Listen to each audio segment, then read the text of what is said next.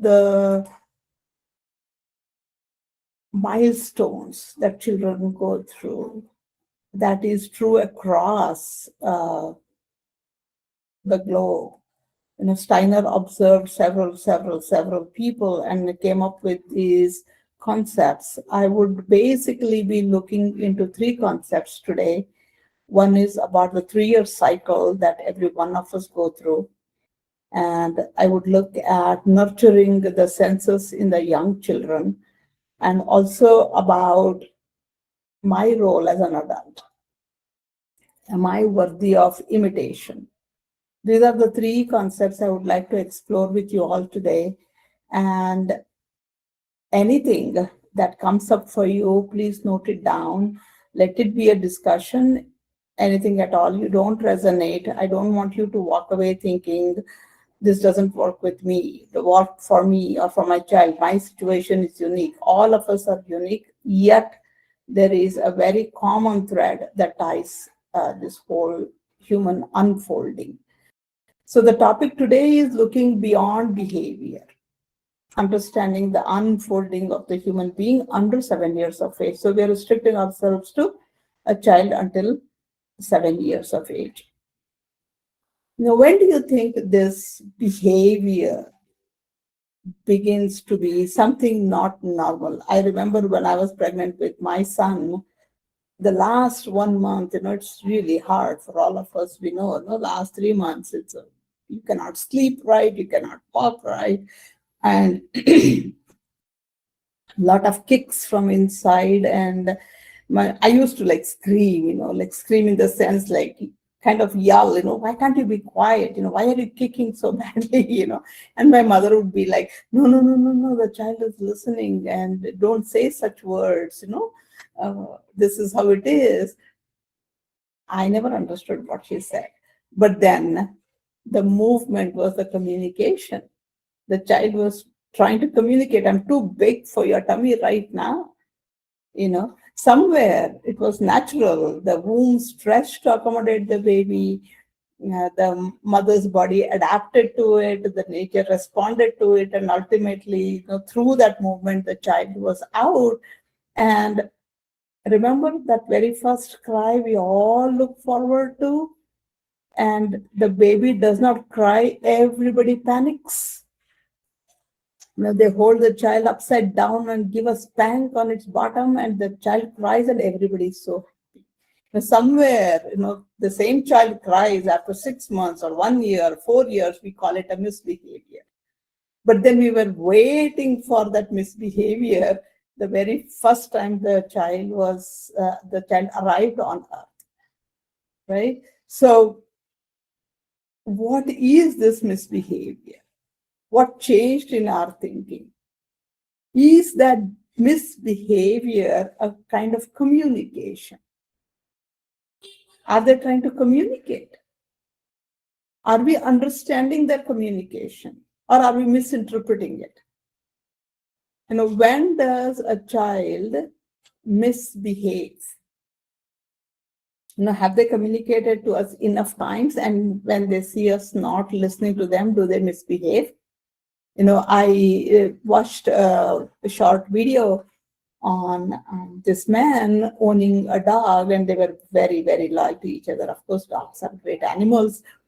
And one day, when the man is ready to step out to go to the office, the dog does not let him. He's circling around him, pulling him down, does not let him. But the man says, oh, why are you behaving differently today? And I'll be back in the evening. The dog tries to stop. Unfortunately, the man goes and he collapses, he passes away, the dogs keep waiting. So did we not understand the communication of the dog to me? Is something similar happening between me and my child? Am I too busy listening to them, to listen to them? Of course we are in this modern era, nuclear families, we have many things, but then the greatest challenging in parenting is that we see the behavior. We do not see the development. The child is developing And in that process, definitely like a seed, when we plant and it germinates and it's trying, the shoots are, it's trying to sprout, and it's a pain. I mean, just imagine being a seed and the shell kind of breaking open. It's so painful. If the seed had a voice, would it not cry? Would it not be scared to break open because it doesn't know what is out there after coming out? Is something like this happening with my child? You know, so somewhere the child is communicating to me something that is deeper, because child has no language. The baby cries when the baby is hungry, when the baby is wet, when the baby is uncomfortable, and somehow mothers understand and we go adjust the environment around the child. So crying is a way. I mean, just make some noise, and then it becomes a learned behavior, because every time the baby cries, there are 5 people around, if there are 5 people, to take care of the baby. So somewhere is the child telling, I need connection, I need movement, I need a cozy place. I am overwhelmed. Can you help me? The child in the first stage is developing its physical body. If you remember your baby, the day one, it was just like a lump of meat, maybe some features here, but typically, imagine if we grew up in that same look to today, and of course, all of us would be okay with it, because all of us would look big head, big tummies, small limbs. We would all look alike, but it's not very pretty. I need to come into a proportion. One head and 6.5 body, the total length is in that proportion. You talk to an art teacher, they'll tell you about it. Everything is perfectly in proportion. My nose to the size of my face, all of that. And that needs time, and the child is naturally unfolding in their physical bodies. So we need to observe that. We can use words to express our discomfort. We use words to express our discomfort, while children use behavior, because they don't have words yet. We can't teach them words also. They will eventually learn. They will eventually get the vocabulary. They will eventually learn what to filter, when to say, when to not say. Many things will happen later. But to begin with, and especially children until 7, until at least 9 or 10 years of age, they behave, they express through their bodies, through their actions, through their gestures. I need to be able to know it. And to understand this child, the first concept I'm going to present is the 3-year developmental cycle. Steiner talks about the 3-year cycle, where the first year the child begins to walk. Physical movement is essential. So child begins to walk. So when you're walking, you have tons of expressions that you are not comfortable with. You're exploring every corner. You see a child, right? He'll come into your kitchen, empty everything out. He wants to climb. He wants to, you are child-proofing the entire home, and you're tired of child-proofing. And that is the need of the child. The first year of their development, it's walking, it's movement. And the body also needs it. It's not that the child decides, I want to trouble my parents and I want to start walking in every corner of the house. Only because of those movements and exploration is the child even learning about the world and about their own bodies. If you, we saw that little bit, during COVID time, when the children were just confined to home, we see the developmental lag happening. If you constricted a child by not allowing them, put them in a crib all the time, put them in a stroller all the time, put them in those walkers all the time, the child is handicapped. And we see those effects much, much, much later. So allowing them means trouble, means misbehavior to some extent. But that is what it is for the child in the first year. The second year, they begin to speak a little. And we know we have some exceptions. Some children start talking early, some children walk late. Those are all different ideas and concepts come into discussion there, but we'll stick to the majority, the archetypal development. Second year is when the children begin to develop their feelings, they develop speech. So they say, I don't like this, I don't want it, or Shubha doesn't like it, Shubha doesn't want it. They still don't know I concept yet. They're still thinking they're part of this whole world. And they begin to speak. And the minute, terrible twos, we call them, they are like walking everywhere, crawling everywhere, running everywhere, plus now talking back at you, saying, I don't like, I don't want, I hate, anything. And the words that are in the environment is what they start using. Now we have compounded their behavior or misbehavior. But again, it's a need for them to explore. We want our children to grow up to be holistic, in every angle balanced, beautiful human beings. For that, they need to go through all of these so-called misbehaviors. And then in the third year is the thinking that develops.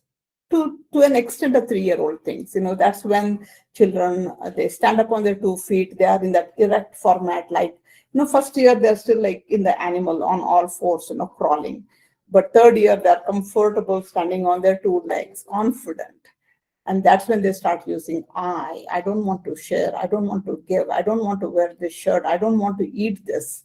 It becomes really hard for parents to manage, especially because now they're still in their movement stage, they're still in their feelings. All of them coming together, building, feeling, thinking, which is talking, feeling, emotions, all clubbed into this strong 3-year-old. Now, if they don't get their way, push, pull, pinch, throw, roll, all of those begin. While the walking, running itself is a great skill, once you don't have it, we realize how important it is. It's required for my speech development, it's required for my balanced thinking. And then speaking, definitely we want it. And thinking is definitely the one, the cognitive development is one we talk about all the time at the cost of the other physical and emotions, the other two. But this does not come that easily.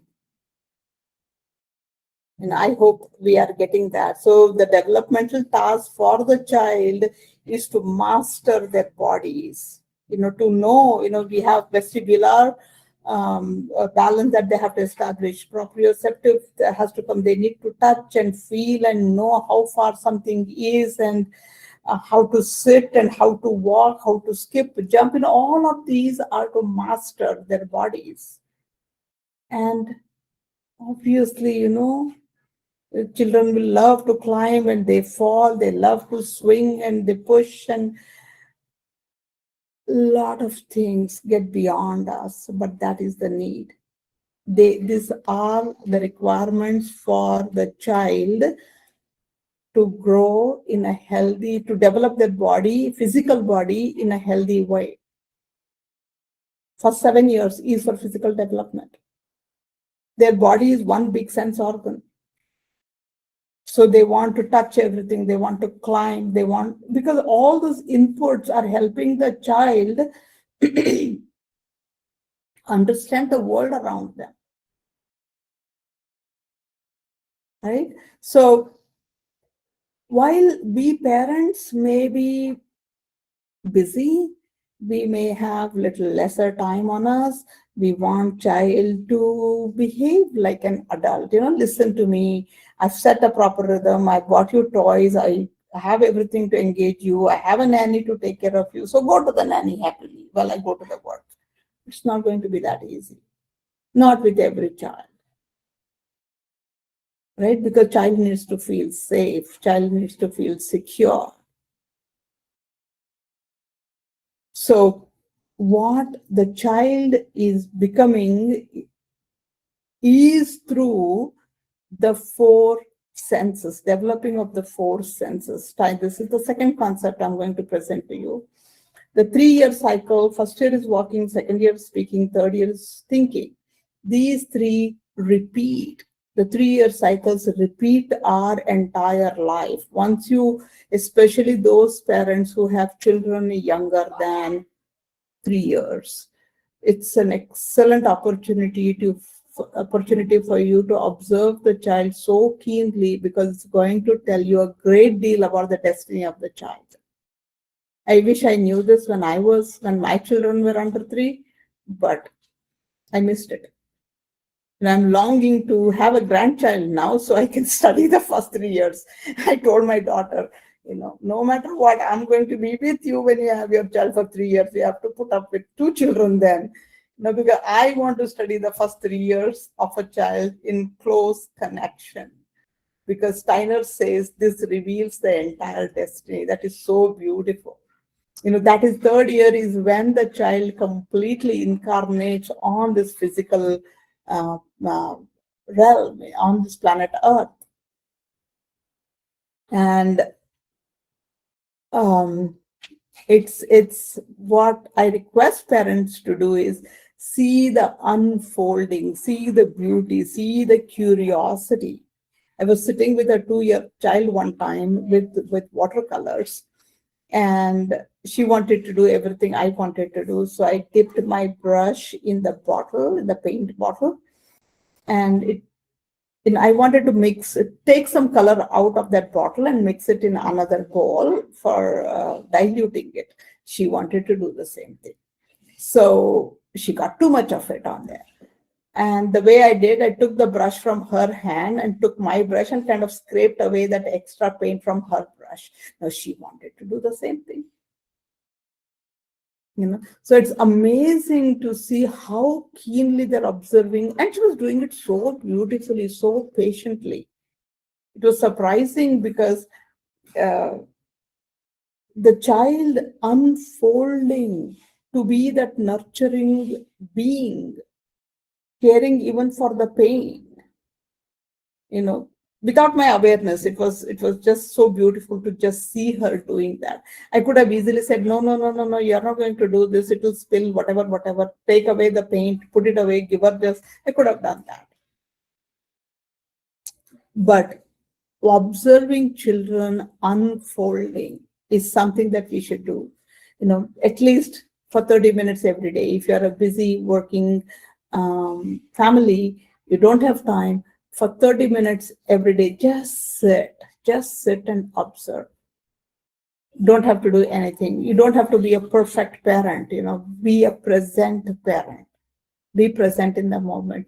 Even if you don't cook fresh food, don't eat everything freshly made. Some of us are that. We are too careful with the nutritious, balanced, organic meals. It's okay to eat bread and jam once a week if you will sit and observe the child. It's such a great gift to the child. I'm sure most of you are in that process of learning and being for your children, and your children must be blessed ones.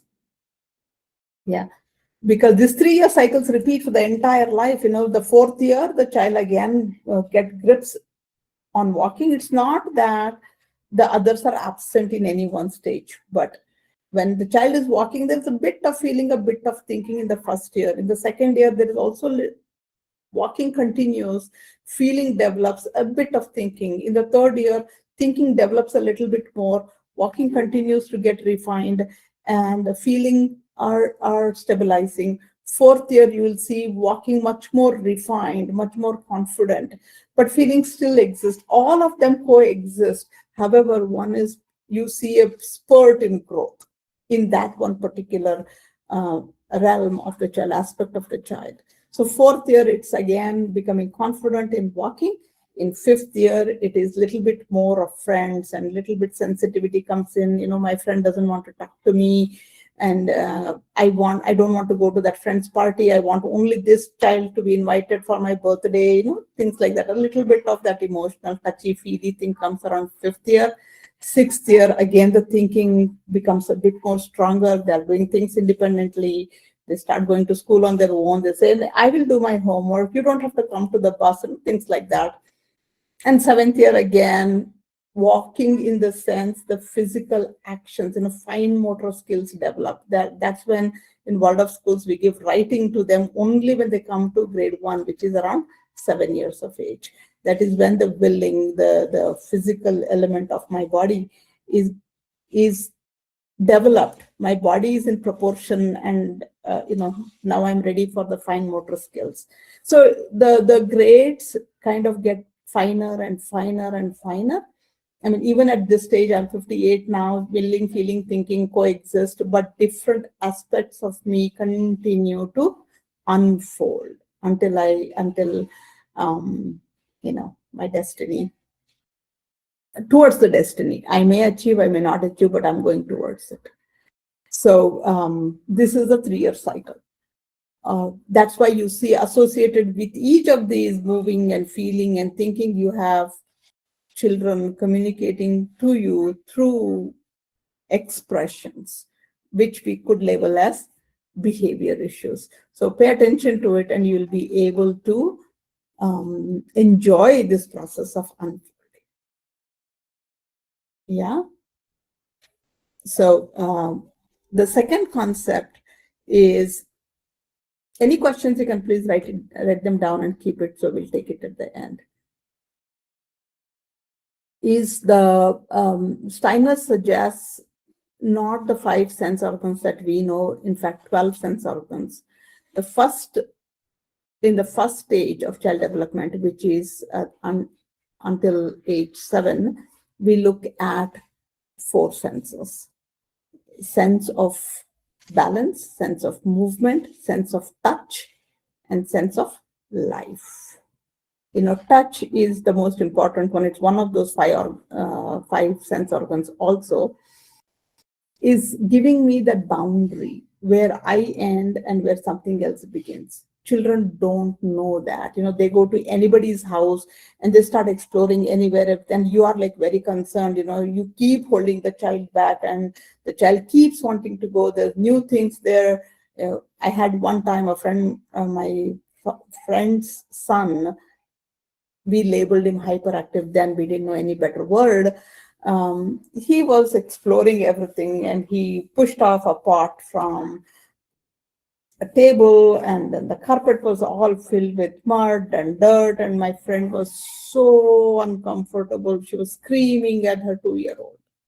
What would he know? He doesn't even know why somebody is screaming. I mean, he's like so happy that there's mud on the floor now, that I can roll in it, touch it, and it is so much. I mean, he may want to go drop off another pot to see if the same amount of mud will fall.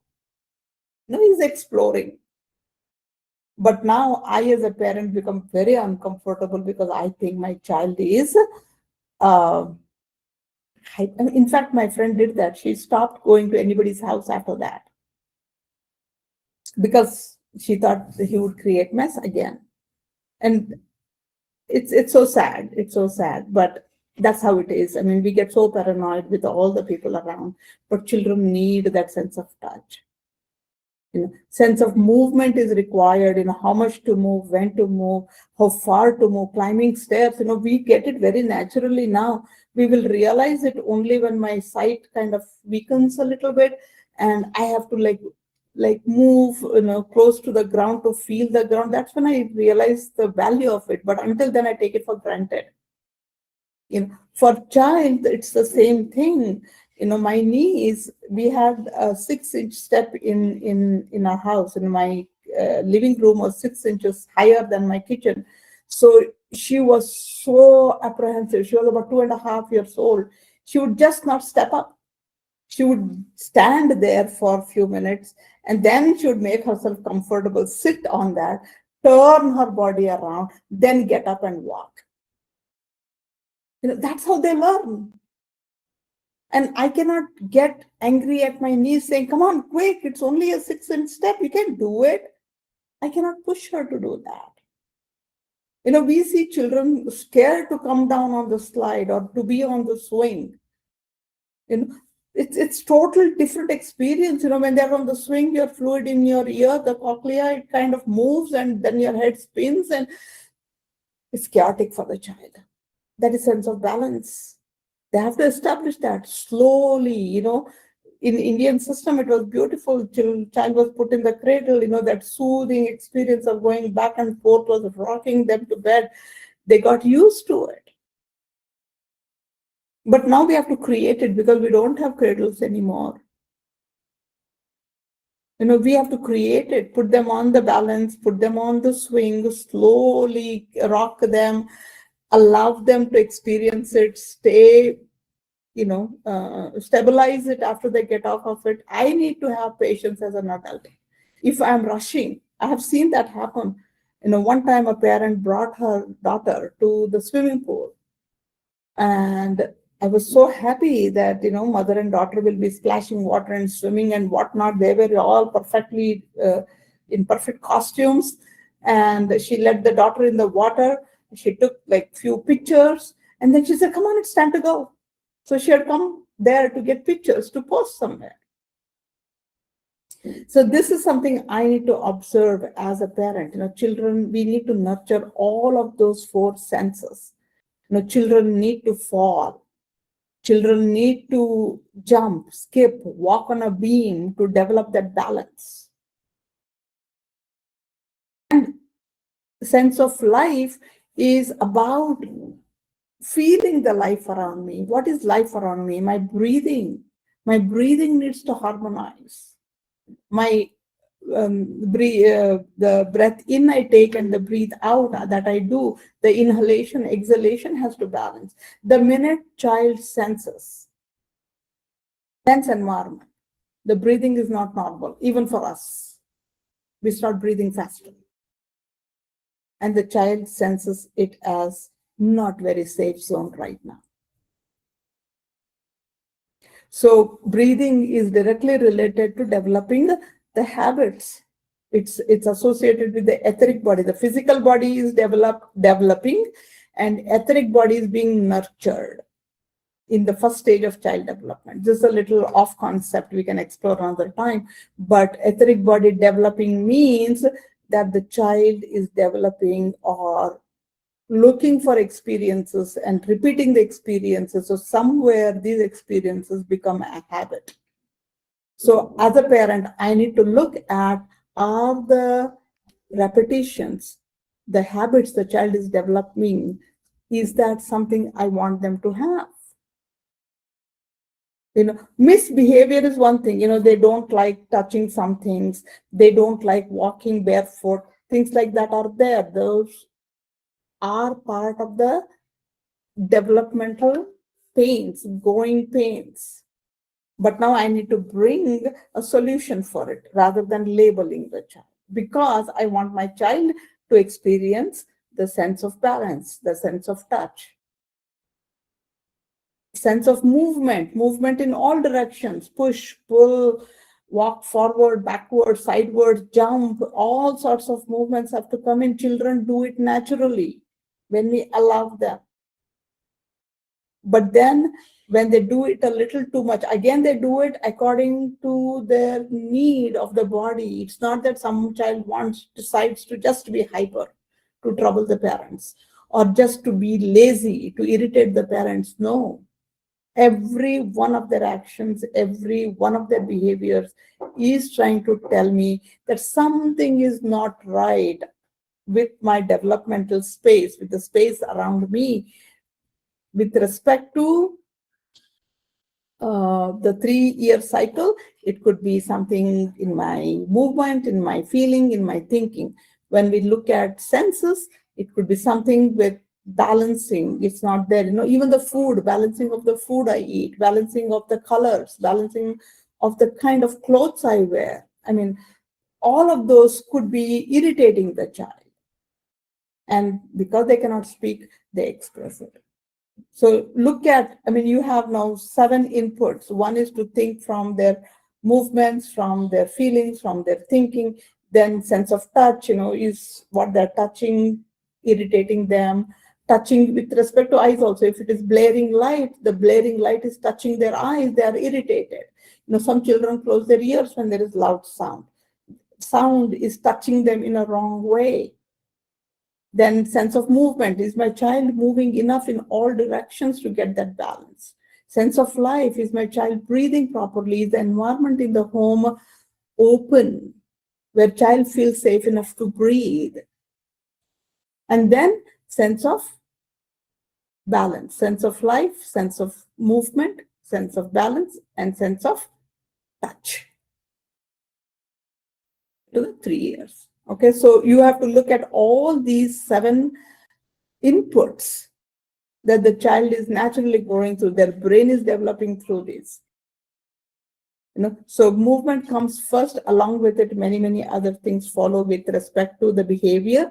So we need to watch them very, very carefully. We don't need to label them as, oh, the child is handful, hyperactive, naughty, but children may be developing their determination. They may be learning how to take initiative. Curiosity is something is developing. That's something lacking big time in us as adults. We just take what is given to me. We are not curious about things anymore. We don't think about our own thinking. Metacognition is a big idea now. We don't have courage to say no. We do not process so many things we haven't developed because maybe we were also labeled. We were shut up. No, respect elders. Do what elders say. Look at that. Are we hushing up the child? Maybe we have a future scientist, future engineer, future somebody who may go into Mars, an explorer, right? So it's not about child creating the trouble. Put that thought of trouble in a different way. Is my child discovering the world around him? Am I allowing my child to discover the world? Yeah.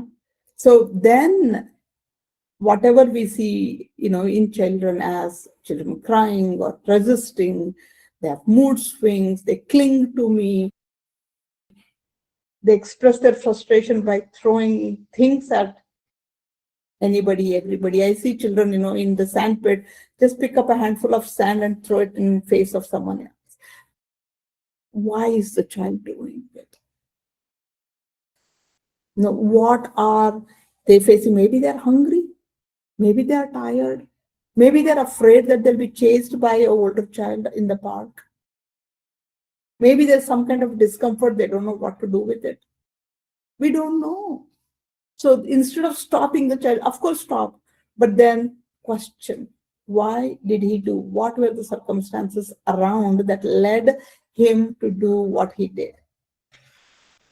And then somewhere we begin to understand, like how we understood when the child was 1 month, 2 months, 3 months old. We understood every cry. We understood. Right? So we behave the same way too, right? If I'm having a migraine right now, and if I have somebody coming over, I'm like snapping at them. I don't want to cook. I want them to go away. Now, my own misbehaviors, right? And children also have the same. It's so much like us. Unfortunately, we have filters they don't have yet. And me having filters does not necessarily mean I'm a better adult. So it's a little questionable to say, because if I am misbehaving in some way and I have very good reasons, this will lead me to my third point, which is children imitate us. My misbehavior in the family, children are looking at me. Children learn by looking at adults. They don't learn by listening to us. Their eyes are powerful sense organs, extremely powerful. They look at things and do it. So when any child is hyper, question yourself. What am I doing that is making my child hyper? Making my child frustrated? I'm not holding only parents responsible here. Children are looking at significant adults in their lives. It could be grandparents, neighbors, cartoon characters, schools, teachers, neighbors, vegetable vendors, who somebody we see often again and again. And they etch a permanent memory, especially if it is repeated. If it is less intense, but it is repeated, it etches that fear in me as an adult. But if it is one-time incident and very powerful, like I had one child who lost his father when he was probably 2, 3 years old, and all he remembers of human being is his father lying on the floor in his living room. So anytime we asked him to draw, he would draw a stick figure on the floor, always. And later we discovered that, it was because child could not speak. I mean, he was in second grade when I met him. But that was etched in his memory. So environment in the house is what child imitates. What is the child seeing? Am I worthy of imitation is the question that I need to ask myself. If child will copy, what would the child become as an adult 10 years from now? Is that the adult we want? So where is the misbehavior? I mean, misbehavior is not in a wrong way, okay? It's something that I am not used to. And I call it, little deviated behavior from norm or what is expected of me from my surroundings. I label it as misbehavior. Maybe a child saying no, I see it as a misbehavior. Refusing to do what I tell the child to do, misbehavior. I don't want to share the toy, misbehavior. Right? So anything somewhere I am not able to handle, am I labeled? Now, looking beyond, that child unfolding through the 3-year cycles, through developing their own physical bodies, through developing their lower senses, the 4 senses that we talked about. Other side is also me as a parent, as a significant adult in the child's life. So here, this child is developing their individuality. Child said I within them. They want to assert, just like their father or mother, my idea, my toy, my choice. Is that wrong? It's something we need to question. I mean, of course, we need to share. Of course, we need to adjust.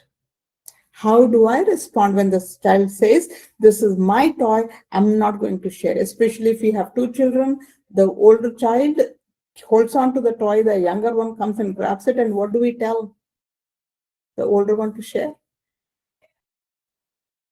Older one is a child too. Now we are looking at childhood going all the way till age 21. And for me to become like a proper human being, it's another 21 years. 42 is when I become a holistic human being, provided I do everything right. It's a long process. Human unfolding and becoming is a long process. So all this stubbornness, defiance, bossiness, they're all expressions of something I am not comfortable with. Can we talk about it? With young children, we cannot talk, but older children, 7, 8, 9, we can talk a little bit. But now I need to just observe. When is my child bossy? When is my child craving for that independence? Child is actually wanting that independence, wanting that personal identity, wanting to decide. I want to decide where should we go for a picnic today. It doesn't hurt, it's fun. I mean, I tried this one time. I told my children, yeah, we'll go wherever you tell me to go. I'll drive and you tell me where to go. So we kept on driving. They said, turn right here, turn left there. And we ended up at a garbage dump. I said, what do we do now?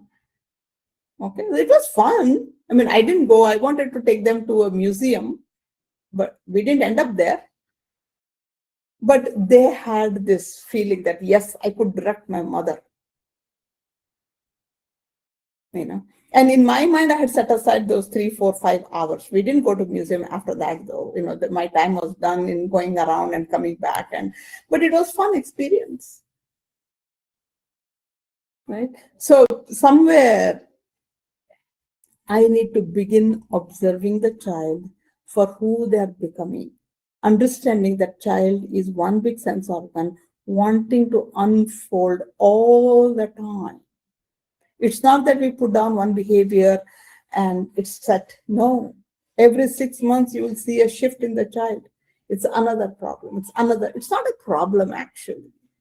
You know, if you can think about a plant, you know, seed is strong, hard, just there. It will be, if you want it to remain as a seed, it will be that way forever, right?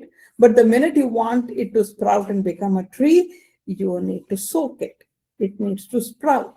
Then you need to put it in a smaller cup with little mud. Then you need to transplant it. Then you need to add fence to it.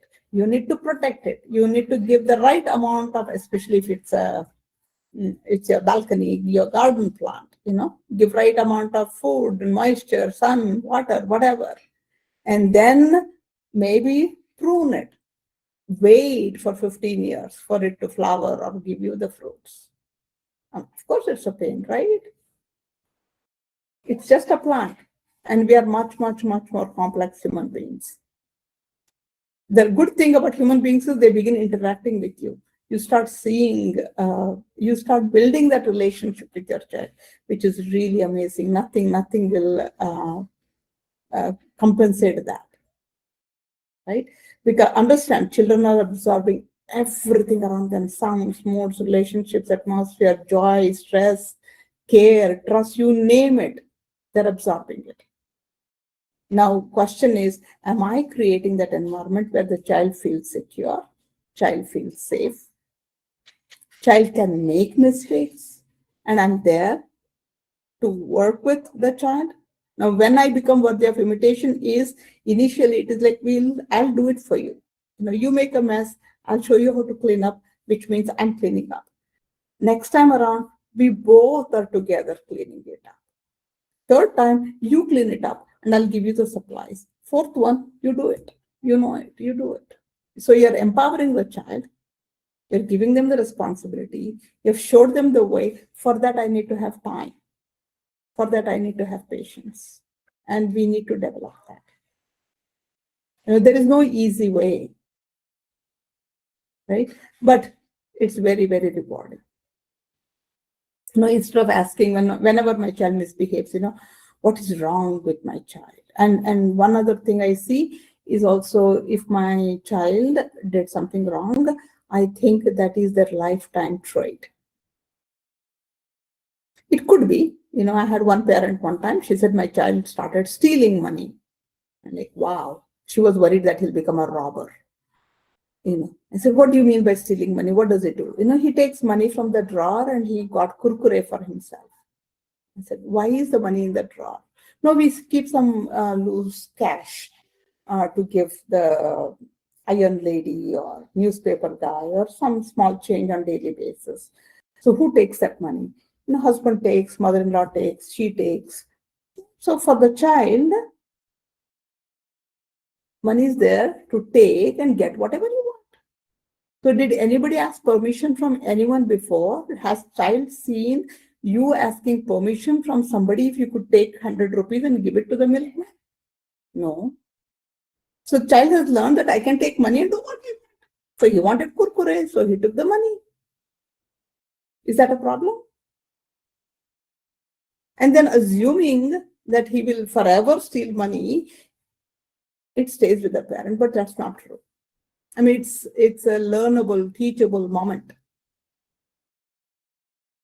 Right? And then if I lay a rule that whenever you take money, ask me, then I should also ask someone. Maybe you can develop, it's a good way to teach math, especially for homeschoolers.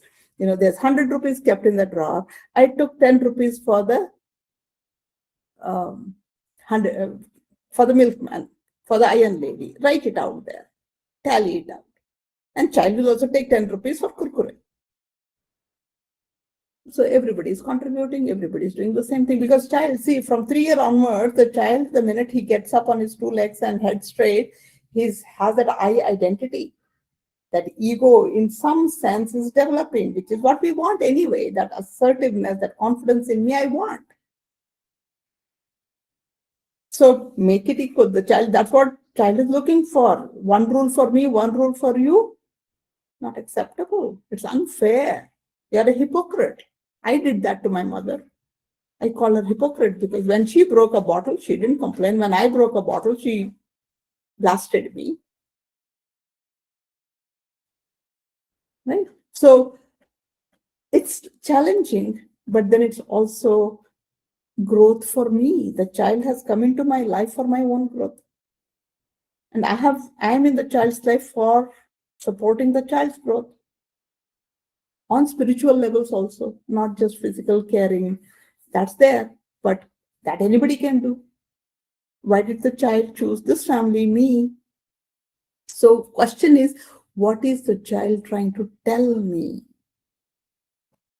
Somewhere there are skills that I need to develop. Question that to yourself. Instead of saying, what is wrong with my child? What is the child trying to tell me? And then maybe, what is the developmental need hidden underneath this behavior? And what is the developmental need hidden under my own reactions to the child, whether I express it or not? Try to understand that. If you don't get it, that is fine, but just at least begin questioning it. You will get insights, right? And then you can question what in the environment needs adjustment. What do I need to change in my environment? Maybe don't keep loose cash in the drawer. Maybe keep that balance sheet next to the loose cash. Maybe begin asking someone else. Or maybe at the dinner time, all of you sit together and say, I took 10 rupees out to do this. I took 50 rupees out to do that. Talk about it and balance it out and see if that money is there. So the child also learns habit of financial literacy begins right from there. Ultimately, the question I need to ask myself is, what am I modeling to my child? The question I mentioned previously, am I worthy of imitation? What am I modeling? Would I like the replica of myself 10 years from now? Or would I want the child to be what they're destined to be? Am I open to accepting that? Right? So a lot of it is a codependence. Child is not dependent on me, neither am I on them. So it is relationship that I'm building here. Learning from each other, growing together.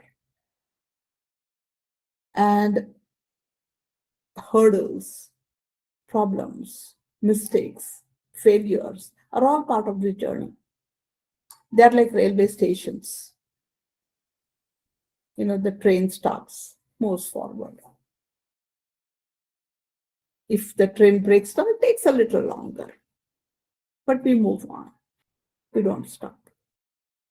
So am I moving in the right direction? That is something Develina mentioned earlier, the inner work for ourselves. I need to constantly keep checking with myself, am I in the right space? Am I creating the right environment? Is my child unfolding in the right way? Or it's like rose bud, you allow it, it'll open a bloom very beautifully. If you force the petals, then the beauty is gone. So let's try not rush the child. There's enough and more for them already. Let's not add any more, and let's just see them unfolding through all the ups and downs that they go through and I go through. That's a journey together. Thank you. If you have any questions, we could take it up. Shravya shared a comment here. She said, I think all of us have this doubt. It's about, striking that balance. So what she puts it, I also have similar doubts, which I'll ask later. So she says, as a parent, I'm always wondering whether I'm letting my child, 1.5 year old, explore, which involves allowing naughty things, or I am making him spoiled in future. Yeah, So yeah, yeah, how do we navigate this inner conflict, that where is the balance, like is it too much, is it too less? yeah. And we know it, right? We know when it is too much and when it is too less. Allowing child to go into the kitchen and do anything and everything is too much, and not allowing child into the kitchen at all is another extreme. So rhythm is what's the answer to this question. When we set up, okay, kitchen play is after I'm done with cooking, or the lower draw or something like that, the child gets enough of it. And then we have another thing coming up after that. Maybe you can allow child to be around you doing things on the floor while you are in the kitchen, and then you pick your child up and put him in the sink for a bath or for a play in the water, or put him in a little tub by there, so he's begin to play, so he knows that kitchen time is over, now it's the bath time, or playing with water, going outside, or that's the rhythm that we set up. And children take it up beautifully, but I need to be very firm in that. The rhythm for me is the difficult one to establish, because I am drawn in several directions and pulled in several directions.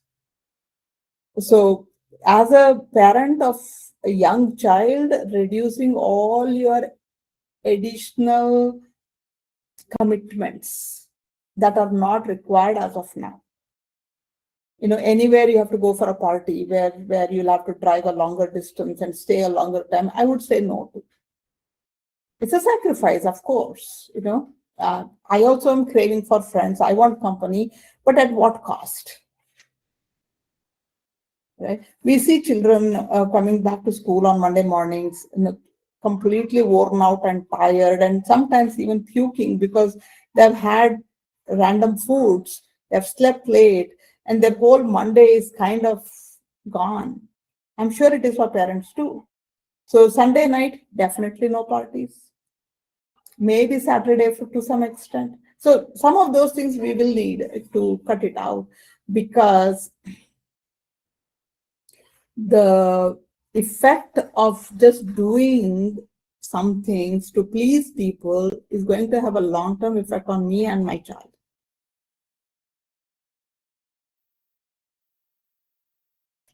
Yeah, it's tough call, but we need to do that.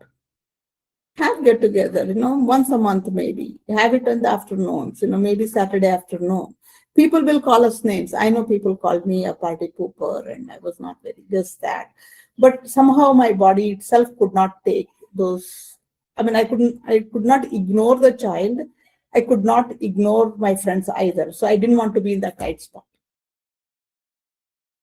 So I always chose Saturday afternoons, 4 o'clock, high tea, followed by dinner, close by 8. So a few friends who are really good to you will stay with you through that. And that's all we need.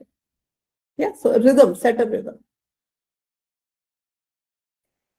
I have a question. So my son is around, he turned 6 in April, and he is going through that thinking again, right? It's the second thinking thing.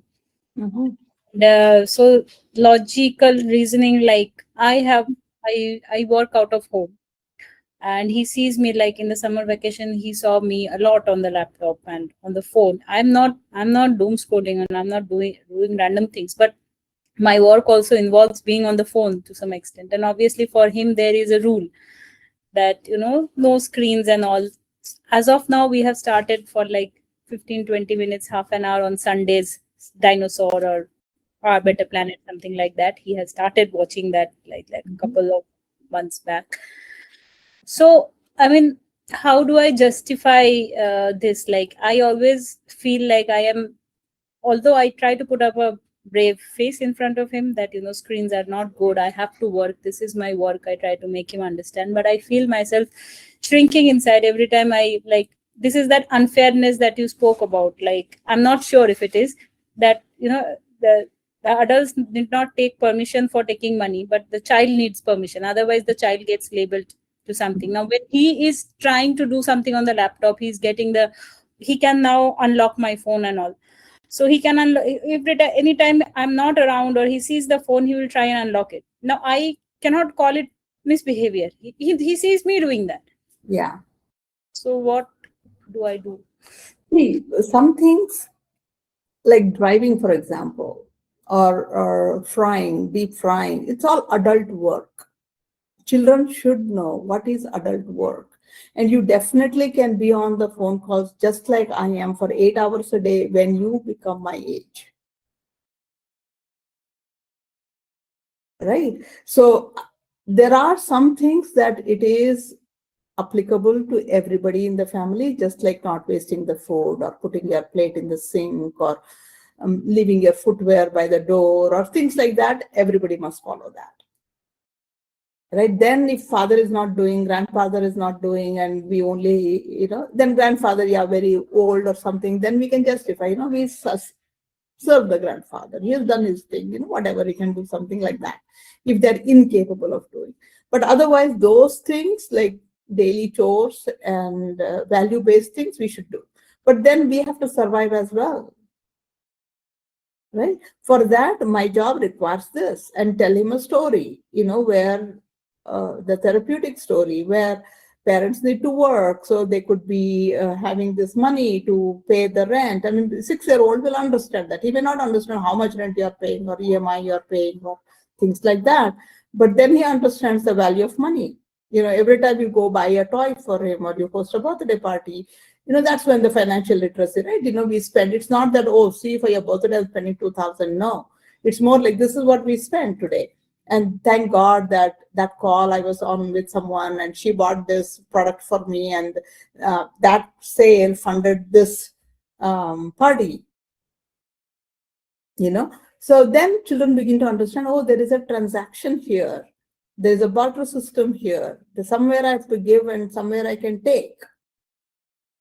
And so my parents are capable of doing this. And for one time, you can also give him a phone call to call his friend and pretend to be selling the product. Maybe he'll become your right hand in doing things for you. It's on-job training. But that's when child must understand. That's why in Waldorf schools there are teacher chairs. Nobody can sit on it. When you become a teacher, you get to sit on it. I did not try the storytelling part at all.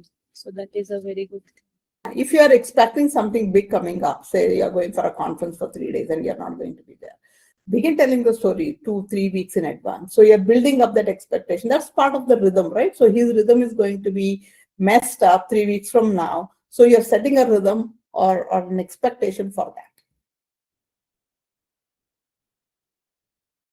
Got it. Thank you. Cool. Anything else? All okay? If anyone else has any doubt or questions, please feel free to share in the comment, or you can ask also.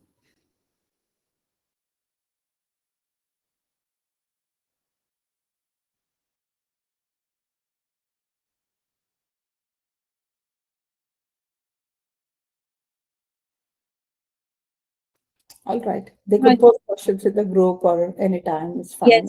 Yes. So we will be uploading the recording. So please give me some time, like maybe tomorrow I'll do it.